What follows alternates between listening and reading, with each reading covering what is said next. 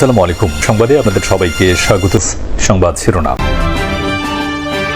চাকসু নির্বাচনে ভোট গ্রহণ, কেন্দ্রীয় ও হল সংসদে লড়ছেন ৯০৮ প্রার্থী। সুষ্ঠুভাবে ভোট আয়োজনে নেওয়া হয়েছে সব ধরনের প্রস্তুতি। এই কোনো ধরনের সিদ্ধান্ত এরা ম্যাজিস্ট্রেটিভ পাওয়ার থাকলে ওরা দিতে পারে। সেই কারণে আমরা ৫ জন ম্যাজিস্ট্রেটের কথা বলছি এবং ক্যাম্পাসের বাইরে law and order situation at the same time দিয়ে ট্রাফিক ম্যানেজমেন্টের জন্য আমরা ৪টা মোবাইল কোর্টের কথা বলছি। ফেব্রুয়ারি নির্বাচন হবে জনগণের ক্ষমতার প্রতি সরকারের অঙ্গীকারের প্রাতিষ্ঠানিক রূপ। ওয়ার্ল্ড ফুড ফোরামে প্রধান উপদেষ্টা। ক্ষুধা ব্যর্থ অর্থনৈতিক ব্যবস্থার ফল। In coming February, we'll hold our national election, and with it, we institutionalize our commitment to justice and people's power. রাজধানীর কলাবাগানে একটি বাসার ডিপ ফ্রিজ থেকে নারীর মরদেহ উদ্ধার। স্বামী পলাতক, সন্তানের অভিযোগ মাদকাসক্ত ছিল তাদের বাবা। টোকাই আর হকারদের দখলে রাজধানীর অধিকাংশ ফুট ওভারব্রিজ, অকেজো চলন্ত সিঁড়িগুলো। জীবনে ঝুঁকি নিয়ে রাস্তা পার হচ্ছেন পথচারীরা। কারোর টাকা পয়সা নিয়ে যায়, কারোর মোবাইল নিয়ে যায়, কারোর ওষুধের ব্যাগ নিয়ে যায়, গায়ে হাত দেয়, পা ধরে টান দেয়, টাকা পয়সা চায়, বিভিন্নভাবে ওরা হ্যারাসমেন্ট করে। আমাদের দেশে দেখা যায় যে ইনফ্রাস্ট্রাকচার তৈরি করতে যত আগ্রহ থাকে, সেই সুপারভিশনের ক্ষেত্রে আগ্রহটা একদম কম। চট্টগ্রাম বিশ্ববিদ্যালয় কেন্দ্রীয় ছাত্র সংসদ চাকসু নির্বাচন, যেখানে কেন্দ্রীয় ও হল সংসদে লড়ছে ৯০৮ প্রার্থী। মোট ভোটার ২৭,৫১৬ জন। ১৫টি কেন্দ্রে ৭০০টি বুথে ভোট গ্রহণ হবে। ব্যালট পেপারে হবে ভোট আর গণনা হবে OMR পদ্ধতিতে। এর মধ্যে শেষ হয়েছে সব ধরনের প্রস্তুতি। ৩৫ বছর পর চাকসু নির্বাচন, ফলে এই নির্বাচন ঘিরে উৎসাহ উদ্দীপনাও বেশি। সব প্রস্তুতি প্রায় শেষ, রাত পোহালেই ভোট। চট্টগ্রাম বিশ্ববিদ্যালয়ের ৫টি ভবনের ১৫টি কেন্দ্রে ৭০০টি বুথে ভোট গ্রহণ হবে স্বচ্ছ ব্যালট বাক্সে। প্রতিটি কক্ষে থাকবে সিসি ক্যামেরা ও ছবিযুক্ত ভোটার তালিকা। ভোট গ্রহণ চলবে সকাল ৯টা থেকে বিকাল ৪টা পর্যন্ত। ভোট গণনা হবে OMR পদ্ধতিতে। ভোট গ্রহণ ও গণনা প্রক্রিয়া সরাসরি দেখাবে ক্যাম্পাস জুড়ে স্থাপন করা ১৪টি বড় LED স্ক্রিনে। প্রধান নির্বাচন কমিশনার জানান, ভোট গণনা হবে ২ ধাপে। ২ মিনিটে গণনা করা যাবে ১০,০০০ ভোট। তবে তা প্রক্রিয়া করতে সময় লাগবে। রাতের মধ্যেই ভোটের ফলাফল প্রকাশের আশা তার। প্রক্রিয়াটাই যতটুকু সময় লাগবে, রেজাল্ট রেডি হইতে কিন্তু সর্বোচ্চ ১০ মিনিট লাগবে। আমরা এই প্রক্রিয়া এই জন্য বলে যে ২০০ করে একবার এখান থেকে আনো, ব্যবসাকে খোলো, এটা রেডি করে ২০০ করে আমরা প্যাকেট করব, প্যাকেট করে প্রিজাইডিং অফিসার থেকে রিটার্নিং অফিসার কাছে যাবে। এই সময়টাই যতটুকু লাগে। আজ মঙ্গলবার থেকে শিক্ষার্থী ছাড়া বহিরাগত কেউ ক্যাম্পাসে থাকতে পারবে না। ১৬ অক্টোবর পর্যন্ত বাইরের যানবাহন চলাচল নিষিদ্ধ।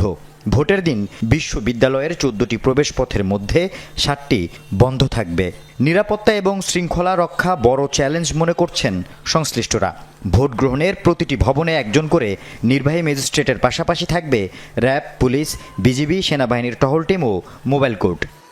যে কোনো ধরনের সিদ্ধান্ত এরা ম্যাজিস্ট্রেটিভ পাওয়ার থাকলে ওরা দিতে পারে।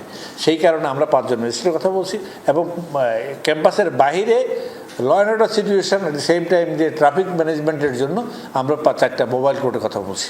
তো সুতরাং ৯ জন ম্যাজিস্ট্রেট আমরা চেয়েছি। ১৯৮১ সালে চতুর্থ চাকসু নির্বাচনে একক সংখ্যাগরিষ্ঠতা পায় ছাত্র শিবির। ১৯৯০ সালে শিবিরের একক আধিপত্যের বিরুদ্ধে সর্বদলীয় ঐক্য করে ১২টি ছাত্র সংগঠন জয়ী হয় বেশিরভাগ পদে। এবার কারা জয়ী হয় সেটা দেখার বিষয়। ছাত্রদল, ছাত্র শিবির, বাম দল, ইসলামী দল সমর্থিত প্যানেল সহ মোট ১০ প্যানেল ছাড়াও ভোটে লড়ছেন স্বতন্ত্র প্রার্থীরা। সোমবার রাত ১০টায় শেষ হয়েছে প্রচারণা। এবার কেন্দ্রীয় সংসদে ৪১৫ এবং হল সংসদে ৪৯৩ জন সহ মোট প্রার্থী ৯০৮ জন। মোট ভোটার ২৭,৫১৬ জন। চট্টগ্রাম বিশ্ববিদ্যালয়ে সর্বশেষ চাকসু নির্বাচন হয়েছিল ১৯৯০ সালে। ফেব্রুয়ারির জাতীয় নির্বাচন হবে ন্যায় ও জনগণের ক্ষমতার প্রতি অন্তর্বর্তী সরকারের অঙ্গীকারের প্রাতিষ্ঠানিক রূপ। বিশ্ব খাদ্য ফোরামের উদ্বোধনী অনুষ্ঠানে এমনটাই জানিয়েছেন প্রধান উপদেষ্টা ডক্টর ইউনুস। বলেছেন, ক্ষুধা কোনো স্বল্পতার ফল নয়, এটি বর্তমান অর্থনৈতিক ব্যবস্থার ফল, একটি নৈতিক ব্যর্থতা। বক্তব্যে তরুণ, নারী ও কৃষিভিত্তিক উদ্যোক্তাদের জন্য সামাজিক ব্যবসা তহবিল গড়ে তোলার আহ্বান জানান প্রধান উপদেষ্টা। বিশ্ব খাদ্য ফোরাম 2025-এর প্ল্যাটফর্মের উদ্বোধনী অনুষ্ঠানে বক্তব্য রাখেন অন্তর্বর্তী সরকার প্রধান ডক্টর মোহাম্মদ ইউনূস। বলেন, ফোরামের 80 বছর পূর্তি কেবল একটি উদযাপন নয়, এটি ভবিষ্যৎ প্রস্তুতির ডাক। This year's theme, hand in hand for better food and a better future. অন্তর্বর্তী সরকার প্রধান এ সময় বাংলাদেশের গণ অভ্যুত্থানের কথা তুলে ধরেন। বলেন, তরুণদের নেতৃত্বে জনগণের অংশগ্রহণে একটি সফল আন্দোলন সংগঠিত হয়েছে। বর্তমানে সেই তরুণরাই দেশের প্রতিষ্ঠানগুলোর পুনর্গঠনে নেতৃত্ব দিচ্ছে। আগামী ফেব্রুয়ারিতে জাতীয় নির্বাচন আয়োজনের কথাও পুনর্ব্যক্ত করেন doctor Yunus. In coming February, we'll hold our national election, and with it, we institutionalize our commitment to justice and people's power.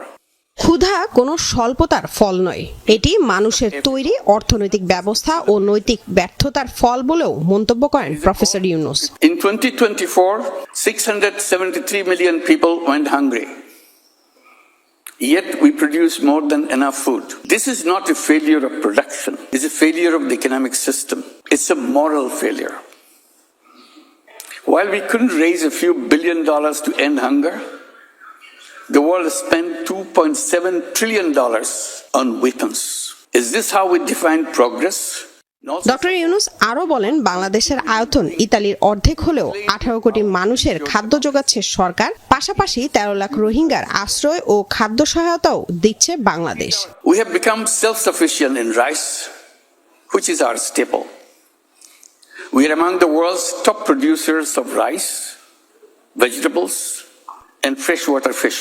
We are reducing stunting. We are diversifying diets. We are greening our agriculture, protecting soil, water, and biodiversity. পৃথিবীকে উপযুক্ত ব্যবসায়িক কাঠামোর মাধ্যমে ব্যবহার করতে পারলে নতুন পৃথিবী গড়ে তোলা সম্ভব বলেও মনে করেন প্রধান উপদেষ্টা। পরিস্থিতি উত্তরণের কয়েকটি পদক্ষেপও তুলে ধরেন প্রধান উপদেষ্টা ডক্টর মোহাম্মদ ইউনূস।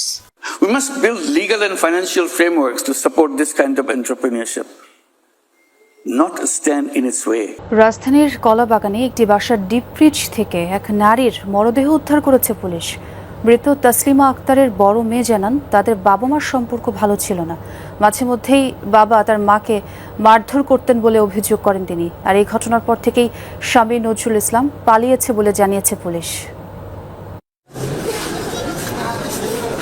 রাজধানীর কলাবাগান এলাকা, এই বাসার 6 তলার একটি ফ্ল্যাটে তাসলিমা আক্তার নামে এক নারীকে হত্যার পর ডিপ ফ্রিজে রেখে দেওয়ার অভিযোগ উঠেছে স্বামী নজরুল ইসলামের বিরুদ্ধে। নিহত তাসলিমার মেয়ের অভিযোগ, তার বাবা মাদকসেবী ছিলেন, মাঝে মধ্যেই ঝগড়া করতেন তাসলিমার সাথে, মারধরও করতেন। আমার আব্বু আমার মাঝখানে সবসময় আব্বু বেশিরভাগ সন্দেহ করতো আম্মুকে, আর আমার বাবা নেশা পানি করতো। তো ওনার সন্দেহ ছিল যে আমার মা অন্য বাহিরে কারোর সাথে সম্পর্ক আছে, তো এই নিয়ে সবসময় তাদের ঝগড়া চলতো। তার অভিযোগ, গতকাল রাতে তার মা তাসলিমাকে হত্যার পর ডিপ ফ্রিজে রেখে দেয় নজরুল, পরে সকালে মেয়েদের নিয়ে বোনের বাড়িতে রেখে আসেন।